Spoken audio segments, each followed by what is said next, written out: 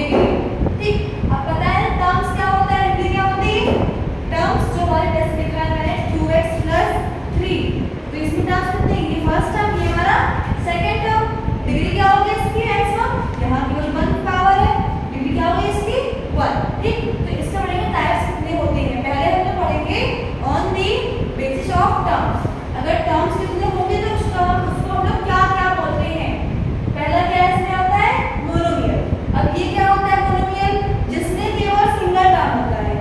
Monomial only है one terms is called monomial polynomial. ठीक, इसमें क्या होता है, एग्जांपल दे रहे हैं जिसमें हमारा केवल सिंगल टर्म, केवल only one term is called monomial. For example 3x 2y, इसमें केवल एक टर्म हमारे गिवन है, ये सब क्या कराएंगे इसको मोनोमियल।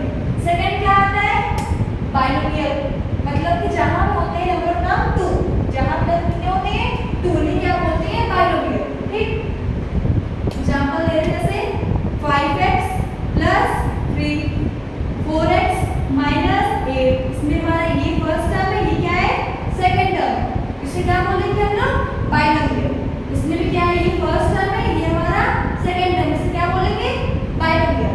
ठीक, नेक्स्ट कौन सा होता है, ट्राइनोमियल।